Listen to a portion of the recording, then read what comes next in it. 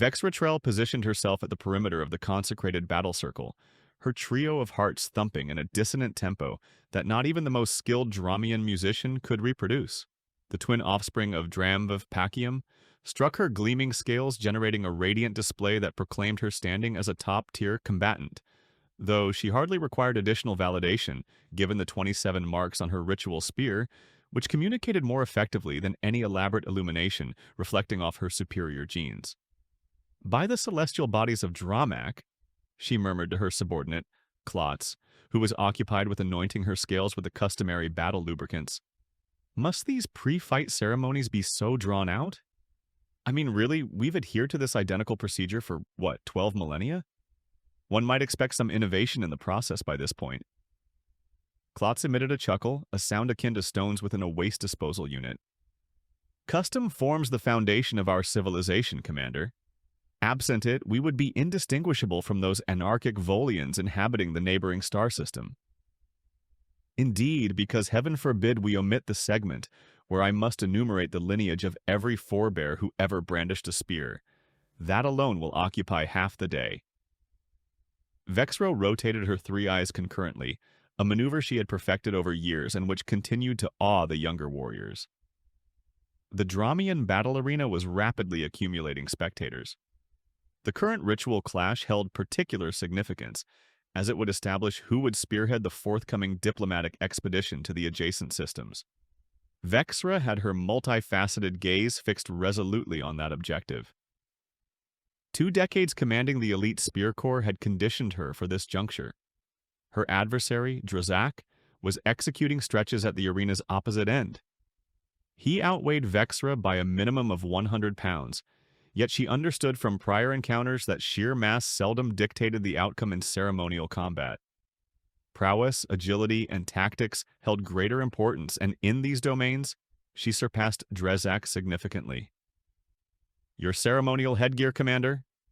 Klotz presented her with an absurd artifact fashioned from scarce metals and the plumes of vanished avian species. It possessed a mass approximating that of a small satellite. Excellent, because engaging in combat wasn't sufficiently demanding without the added burden of stabilizing a miniature edifice on my cranium. Vexra seized the headgear and affixed it to her cranial crest with practiced dexterity. "How do I appear? Prepared to guide a diplomatic delegation, or to feature in a period comedy?" "Both, Commander, unequivocally both." Klotz's mandibles clicked in mirth. The ceremonial percussion instruments initiated their age-old beat, indicating the imminent commencement of the battle. Vexra grasped her spear, an exquisite implement forged from the sturdiest timber of the hallowed Dramachian woodlands, its tip composed of a metallic compound capable of penetrating nearly any substance known within their galactic sector. "Bear in mind, Commander," Klotz murmured, making the concluding adjustments to her combat attire, "the ancient code of battle dictates that should your foe intercept your spear mid-flight, you are betrothed to them for life." "Blah, blah, blah," Vexra interjected, her tone saturated with mockery. "That hasn't transpired in roughly 8 centuries, Klotz. I believe I am secure." Unbeknownst to her, the cosmos possessed an unconventional sense of irony, and on that specific day, an unfamiliar vessel from a remote planet designated Earth was penetrating Dramian orbit, transporting a human envoy named Marcus Chen, who was poised to utterly disrupt her meticulously structured existence. As the ultimate horn reverberated across the arena, Vexra inhaled deeply and entered the consecrated battle circle. "Let us conclude this swiftly," she muttered, rotating her spear with masterful finesse. "I have genuinely significant matters to attend to today." The human arrives. Marcus Chen gazed through the observation portal of the diplomatic craft Peaceful Overture as it traversed the turbulent atmosphere of Dramic 5. His countenance maintained an impeccable facade of diplomatic composure, yet internally he experienced absolute pandemonium. The Dromians represented the inaugural non-humanoid species humanity had encountered that hadn't promptly attempted their annihilation, and he was determined not to jeopardize this opportunity. "Ambassador Chen, we shall be touching down in approximately 3 minutes," Captain Reeves declared via the vessel's communication system. "Dromian air traffic control has directed us to the ceremonial landing area. It appears we are coinciding with some form of significant cultural observance. Splendid, Marcus responded, adjusting his official diplomatic attire for the 12th time. Nothing epitomizes seamless initial contact like intruding upon a festivity. Captain Reeves chuckled. The xenoanthropologists indicate that Dramians value candor and levity. You will manage admirably. Right, because a species boasting 3 hearts, scales, and mandibles will undoubtedly share our comedic sensibilities. Marcus smoothed his dark cropped hair. What could conceivably go awry?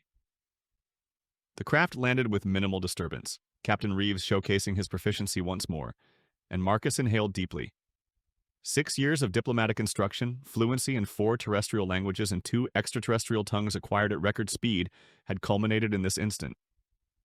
He retrieved the ceremonial gift container and proceeded toward the airlock. The Dramian atmosphere enveloped him like a swath of humid warmth as the portals parted. The gravitational force slightly exceeded Earth's standard, rendering him heavier, more sluggish. Marcus stepped onto foreign terrain, his gaze absorbing the colossal arena structure nearby, where a multitude of Dramachians had congregated. A diminutive delegation approached, spearheaded by a Dramachian adorned in intricate vestments.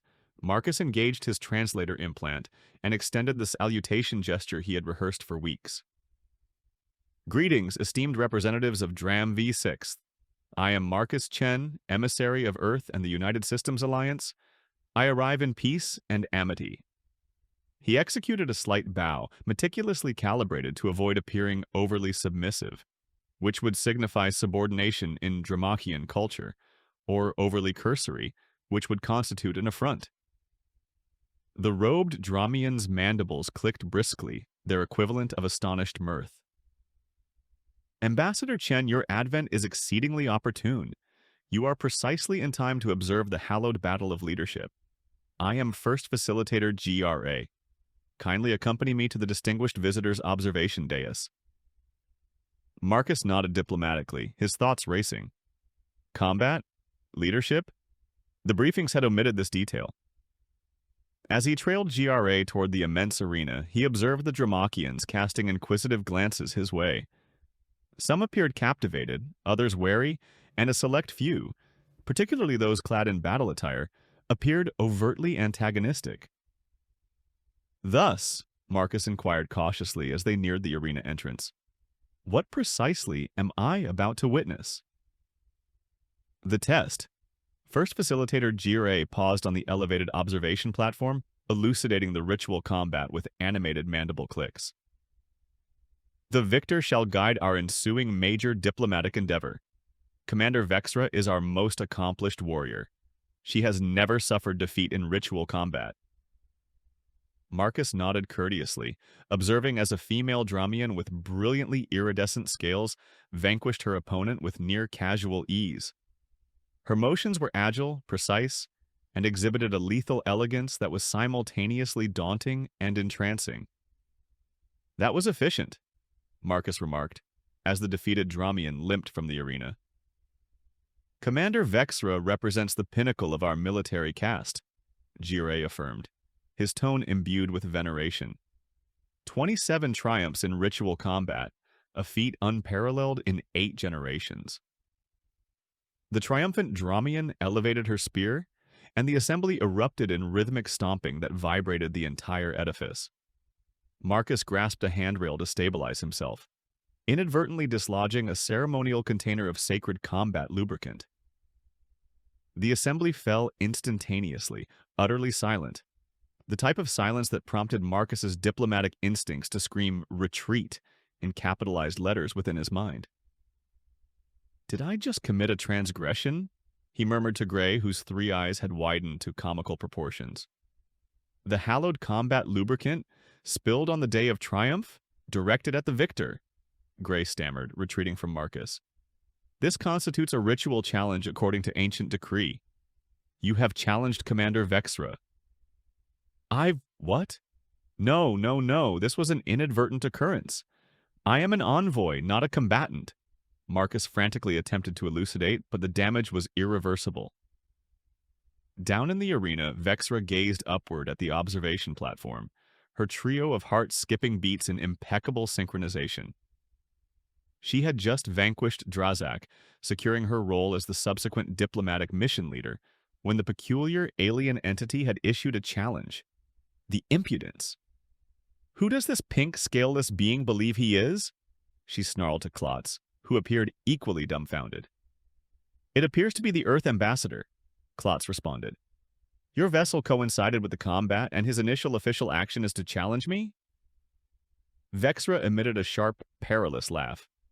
"Is that how humans execute diplomacy? Through combat?" The arena overseer approached, appearing discomfited. "Commander Vexra, in accordance with ancient decree, you must acknowledge this challenge or relinquish your triumph today." Vexra's mandibles clicked briskly in exasperation. "Relinquish to some soft-skinned alien who likely lacks comprehension of which extremity of a spear to grasp? Unthinkable." Upon the platform, Marcus was striving to rectify the situation. "Facilitator GRA, surely there exists a mechanism to retract the challenge. This represents a cultural misunderstanding." "Ancient decree is absolute," GRA stated solemnly. "The challenge has been issued in the presence of witnesses. It must be addressed."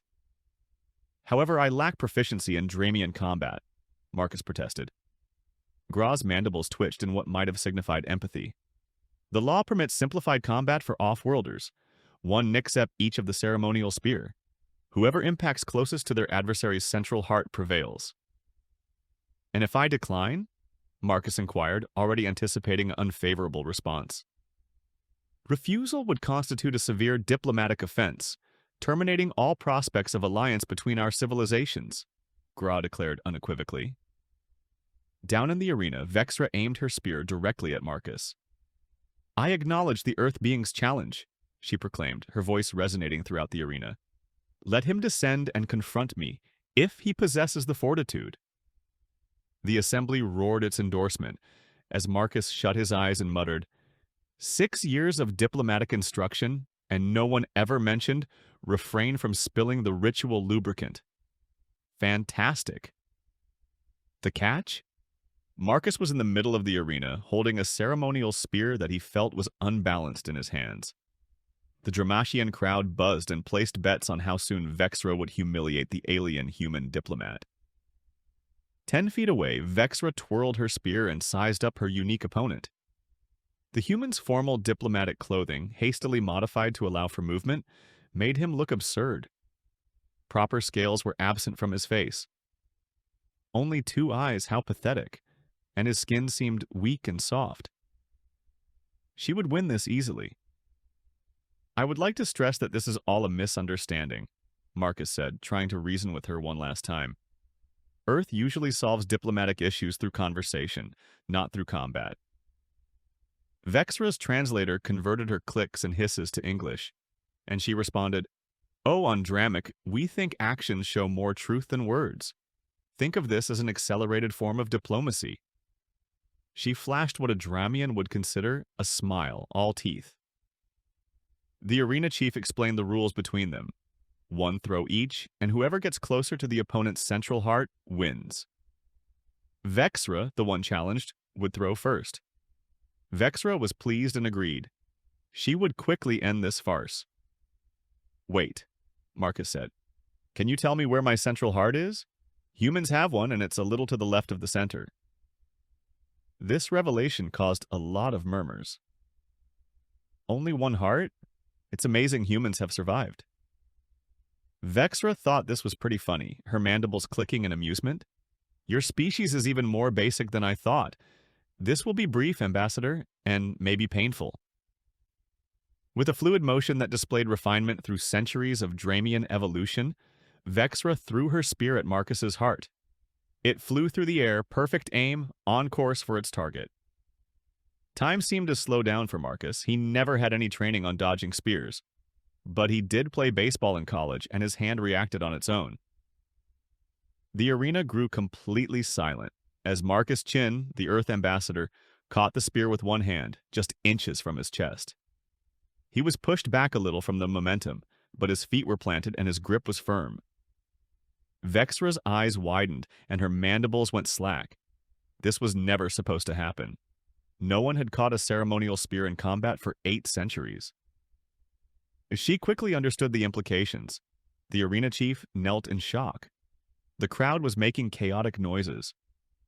First facilitator GRA began to look through ancient law texts. Marcus asked unsure, was that not allowed? I just didn't want the spear in me. I guess you can call it a diplomatic reflex. Klotz approached Vexra, who was still frozen. Commander, he whispered, the ancient law clearly states. Vexra's voice cut through the hushed arena. I know what it says. She stared at the human who looked back with his odd, scaleless face. The arena chief stood and addressed Marcus. Ambassador Chen of Earth, you have invoked one of our most ancient laws. Commander Vexra is now bound to you for life, according to traditions that go back 12,000 years. Marcus blinked. I'm sorry, she's what now? The binding. Vexra's mandibles were rapidly clicking. It was like hyperventilating for Dramians. Officials had cleared the area and were busy reading ancient texts. She was left with Klotz, the human, and a few ceremonial guards. How can this happen? Vexra growled. I am Commander Vexra Trell. I have 27 combat victories. I was going to lead the most important diplomatic mission in Dramachian history. I can't be bound to some alien prone to accidents with one heart. Marcus was trying to make sense of it all, standing awkwardly, holding the spear. I'm really sorry about this. I caught your spear, but where I'm from, it's considered a good thing, not some life-changing event. Klotz stepped forward, holding a datapad. Commander, I've looked at the ancient texts. It's clear. When a warrior's spear is caught during combat, they are bound to the catcher for life. It was used to identify great warriors worthy of serving together. Vexra snapped. I know the history, Klotz, but there's got to be an exception for off-worlders or diplomatic incidents. Or accidents. First facilitator GRA returned with elders. There is a precedent. During the Third Dynasty, the Verolian Empire's ambassador caught a spear. The text says they served together for 12 years until the Verolian died naturally. Vexra's scales paled. 12 years? How long do humans live? Marcus answered, about 80 Earth years. He regretted it instantly when Vexra made a choking sound. What does bound for life mean exactly? Marcus asked GRA. Is it like symbolic? The oldest stepped forward after the elders had a brief discussion. Her scales were dull gray, but her eyes were sharp. Ambassador, the binding is both spiritual and practical. Commander Vexra must stay within 100 paces of you. She must serve as your protector, your advisor, your companion. Where you lead, she must follow, but she may advise you. Vexra exploded. That's impossible. I have responsibilities. I have duties. I'm supposed to lead the mission to the trail sector. And you will go with the ambassador, the elder stated. Marcus interjected. Wait, we are establishing relations between our worlds. It might be useful for both sides to have a commander like her as an advisor. Can we figure out a way to serve both our people and still honor this tradition? Vexra was surprised and stared at him. He was trying to be diplomatic in the middle of all this chaos. You don't get it, human, she said, calmer now. For my people, this binding is bigger than what you call marriage.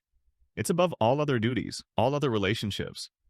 I am now part of you in the eyes of Dramian law. Marcus swallowed hard. Oh, Vexra's mandibles clicked once. And it's all because you didn't just let the spear hit you like a normal ritual combat participant. The elder Dramian may have chuckled. The binding ceremony needs to be performed before sunset. You have 2 hours to get ready, Commander Vexra. Ambassador Chen. This is a great day for interspecies relations. They stood facing each other, bound by ancient law. So, Marcus said, got any tips on how to be a good spear catch partner? Cultural collision. The binding ceremony occurred in the Temple of Ancestral Warriors, an edifice of such antiquity that portions were essentially petrified. Marcus maintained an uneasy stance in his hastily adjusted diplomatic attire, while Vexra donned her complete ceremonial armor, augmenting her intimidation twofold and her annoyance threefold. For the 17th iteration, Vexra murmured under her breath as they anticipated the high priest's arrival. When the aromatic substance transitions to cerulean, You must articulate the affirmation of reciprocal safeguarding, not prior, not subsequent. When it transitions to cerulean, cerulean aromatic substance, affirmation of safeguarding, understood, Marcus affirmed, perspiring mildly under the threefold solar intensity permeating the temple's apertures. Any supplementary last-minute guidance that might preclude an intergalactic incident? Indeed, endeavor to refrain from apprehending any further ceremonial artifacts.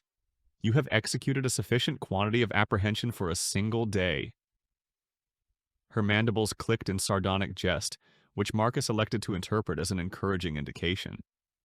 The high priest materialized, a Dramian of such advanced age that his scales exhibited an almost diaphanous quality. He bore a substantial tome bound in what appeared suspiciously like treated epidermis, which Marcus fervently hoped did not originate from a sentient entity. "We assemble to solemnize the unification of combatants," the priest intoned, his vocalization unexpectedly robust. "A nexus forged in conflict, consecrated in ritual, enduring until demise severs the bond." The ensuing hour constituted a haze of archaic Dramian expressions, ritualistic gestures, and progressively elaborate affirmations. Marcus labored to maintain pace, acutely cognizant that a solitary mistranslation could transmute this diplomatic precariousness into a cataclysm. Vexra, to his astonishment, intermittently murmured emendations or elucidations, seemingly disinclined to permit his utter failure, notwithstanding that this ceremonial union represented the antithesis of her desires. When it ultimately concluded, they were officially conjoined, according to Dramachian jurisprudence. The assembled dignitaries and combatants dispersed, bequeathing the newly formed dyad to ascertain the subsequent course of action. "Thus, what transpires presently?" Marcus inquired as they exited the temple into the purplish, crepuscular illumination of Dramva. "Presently, we must allocate residential accommodations," Vexra articulated, "as the unification necessitates perpetual propinquity. Your vessel or my domicile? Select." Marcus nearly stumbled upon the temple's threshold. "Allocate accommodations, as in cohabitate? Did you surmise the indissoluble component was metaphorical?" Vexra's scales transitioned to a configuration that his translator designated as exasperation. "The unification mandates corporeal adjacency. The ancient statutes stipulate." "Indeed, but assuredly in diplomatic context there exists a degree of adaptability," Marcus interjected. "The terrestrial delegation has furnished accommodations for me within the diplomatic enclave. And presently they shall accommodate myself as well," Vexra declared resolutely. "Unless you evince a preference for my martial barracks, shared with 40 additional elite combatants, the majority of whom remain in a state of cognitive dissonance regarding the fact that their commanding officer is now inextricably linked to a tender, integumented alien." Marcus flinched. The diplomatic enclave sounds impeccable. They traversed in silence through the capital municipality, eliciting stares from every Dramian they encountered. Marcus discerned Vexra's posture becoming progressively more rigid with each inquisitive observer. "You apprehend," he ventured cautiously. "On Earth, we possess a maxim. When existence bequeaths you citrons, concoct a citrus-infused beverage." Vexra's cranium tilted in perplexity. "Your translator is malfunctioning. What are citrons? What is a citrus-infused beverage? And what relevance do either possess to our predicament?" "It denotes deriving optimal advantage from an unfavorable circumstance," Marcus elucidated. "Observe, neither of us anticipated this, yet we are conjoined, at least provisionally. Perhaps in lieu of resisting it, we can leverage it to the mutual benefit of our respective civilizations." "How precisely would being tethered to you confer advantage upon Dram?" Vexra's tone was incredulous, yet he perceived she was genuinely attending. "You were slated to spearhead a diplomatic mission. I am a diplomatic mission. You comprehend your populace. I comprehend mine. Collectively, we might conceivably forge an alliance more robust than either of us could achieve independently." He shrugged. "Merely a conjecture?" Vexra remained taciturn for several moments as they continued their perambulation. Ultimately, she vocalized, "Human diplomatic accommodations typically encompass ablution facilities, correct?" Indeed, assuredly, Marcus responded, disoriented by the abrupt alteration of subject. Favorable. Dramians necessitate quotidian immersion in mineral-enriched fluid to sustain integumentary integrity. I shall require a receptacle of sufficient dimensions for complete submersion, aqueous temperature at precisely 42 degrees Celsius with these mineral admixtures. She proffered him a data chip. Additionally, I slumber suspended inverted. I shall necessitate an appropriate suspension apparatus installed. Marcus stared at her. You are genuinely contemplating rendering this operative? I am a Dramian combatant. We adapt to martial circumstances irrespective of their unanticipated nature. Her mandibles clicked once decisively. This situation is not what I would have elected, but as your peculiar terrestrial aphorism insinuates, I shall concoct this citrus-infused beverage. Marcus couldn't suppress a chuckle. That constitutes the appropriate disposition, though I should apprise you that cohabitating with humans entails its own unique set of challenges. We necessitate regular alimentary consumption. We exhibit peculiar somnolent patterns, and certain among us emit stertorous respirations. Stertorous? Vexra inquired. Produce vociferous auditory emissions during slumber. Analogous to this.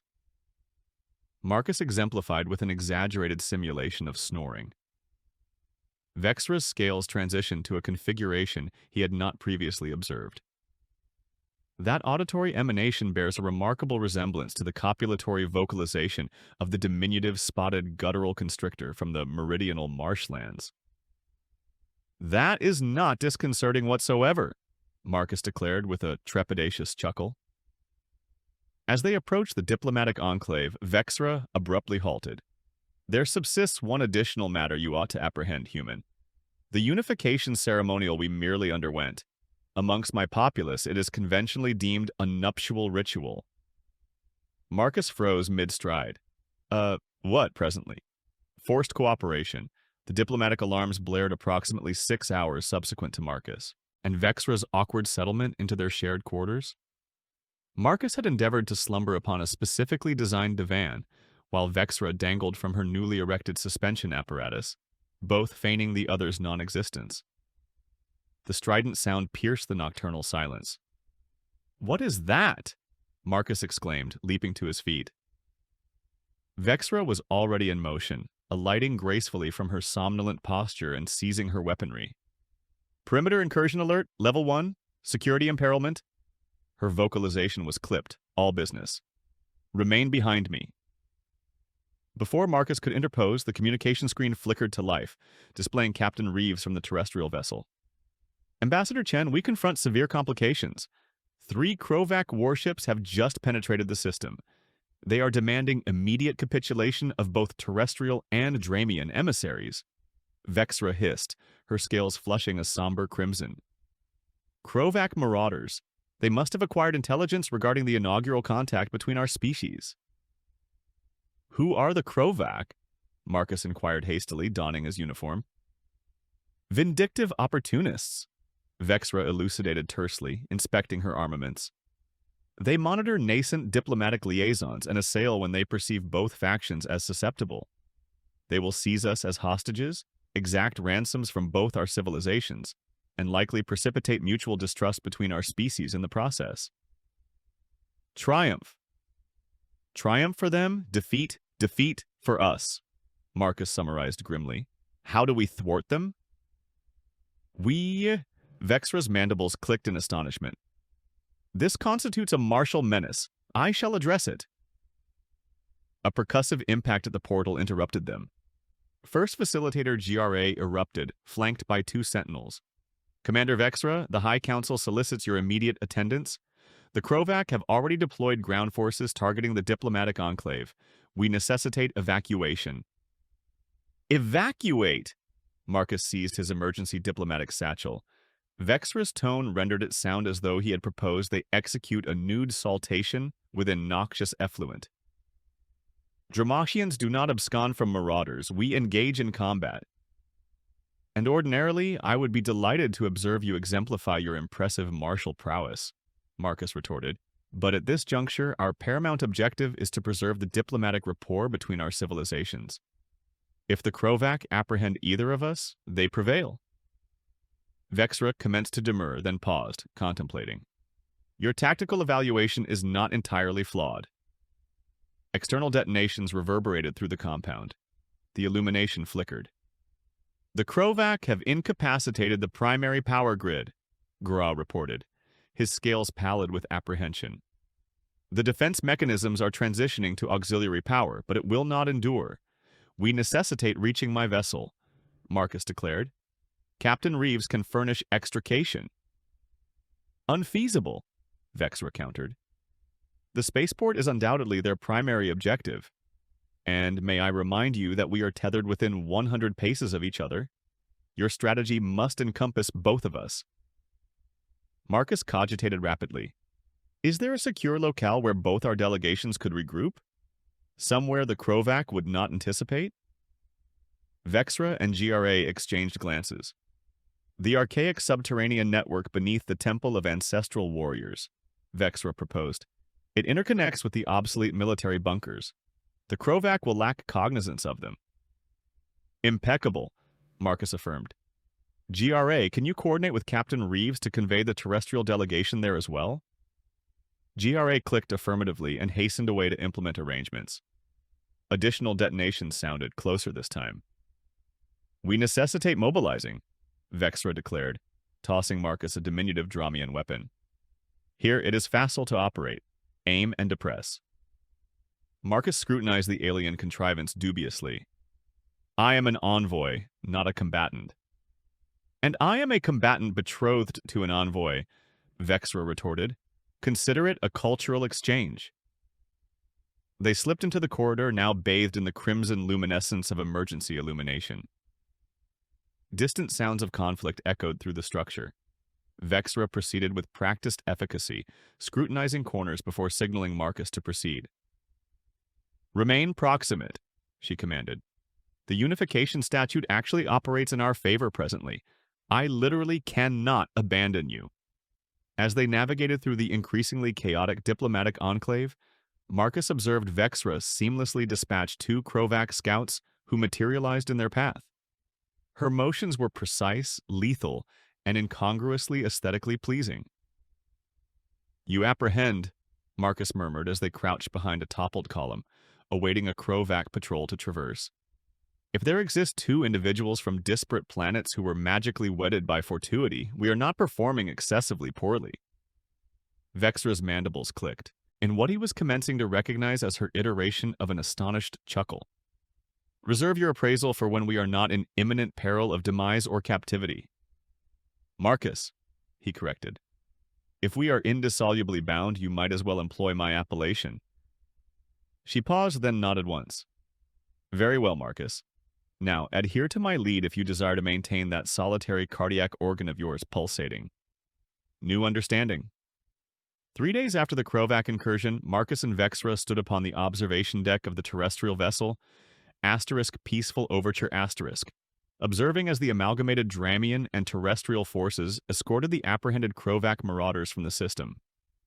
Their impromptu strategy, employing the archaic subterranean network to unite both delegations, then launching a surprise counteroffensive, had functioned more effectively than anyone anticipated. You comprehend, for an envoy with a solitary cardiac organ and no martial instruction, you executed adequately, Vexra remarked, her mandibles clicking in what Marcus now recognized as her rendition of a smile. And for a formidable combatant who was inadvertently wedded to an extraterrestrial, you adapted remarkably well, Marcus retorted with a grin. That juncture when you utilized my diplomatic encryptions to deceive the Krovac into perceiving they were receiving capitulation stipulations, then ambushed their landing contingent, ingenious. Your species designates it conceptualizing beyond conventional parameters, I believe, Vexra stated, her scales transitioning to a prideful cerulean configuration. Though I concede I would never have contemplated diplomacy as a martial implement prior to encountering you. The portal slid open behind them as First Facilitator GRA and Captain Reeves entered, both appearing gratified. The High Council has reached a determination, GRA announced, his formal tone barely concealing his exhilaration. They aspire to establish a perpetual diplomatic alliance with Earth, with you two as the official emissaries. Captain Reeves nodded. Terrestrial Command concurs. They are designating it the Spear Catch Alliance. The Public Relations Department is already experiencing a period of unprecedented activity with the narrative. Marcus and Vexra exchanged glances. And the Unification Statute? Vexra inquired cautiously. The Council comprehends this is not a conventional arrangement, Gure acknowledged. That is expressing it mildly, Marcus muttered. Gra's mandibles clicked briskly in amusement. The Council has scrutinized the ancient scriptures meticulously. There exists precedent for modifying the unification requisites for diplomatic objectives. You shall remain officially conjoined according to our customs, but the propinquity stipulation can be extended to permit separate residential accommodations and occasional brief separations when duties necessitate. How occasional? How brief? Vexra pressed. Up to 12 hours, no more than twice per lunar cycle, GRA responded. Marcus chuckled. Thus we remain essentially wedded, merely with the occasional nocturnal excursion with companions. An apt analogy, GRA corroborated. The Council perceives this arrangement venerates our customs while acknowledging the unique circumstances. Vexra turned to Marcus. Can you accede to these stipulations, Ambassador Chen? It remains a substantial commitment. He had pondered meticulously.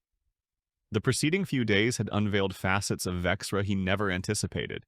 Her alacrity of thought, her sardonic humor, her surprising adaptability. And, though he would never concede it audibly, observing her in combat had been nothing short of awe-inspiring. I can if you can, Commander Rattrell, he replied. After all, who better to exemplify the inaugural alliance between our civilizations than two individuals who are already conjoined by ancient decree? Vexra's scales transitioned to an intricate configuration his translator could not quite decipher. Then I accede as well. Though I apprise you, human, your somnolent patterns remain perplexing, and your stertorous respirations continue to sound disquieting, like a copulatory vocalization. Captain Reeves coughed awkwardly while GRA clicked in amusement. We shall endeavor to rectify it, Marcus pledged, one diurnal period at a time. Or, as you Dramatians articulate, one ecdysis cycle at a time, Vexra interjected. She extended her hand in the human gesture she had observed, and Marcus grasped it, cautious of her acute claws. To the Spear Catch Alliance, Marcus declared, experiencing a sensation of strangely nascent optimism.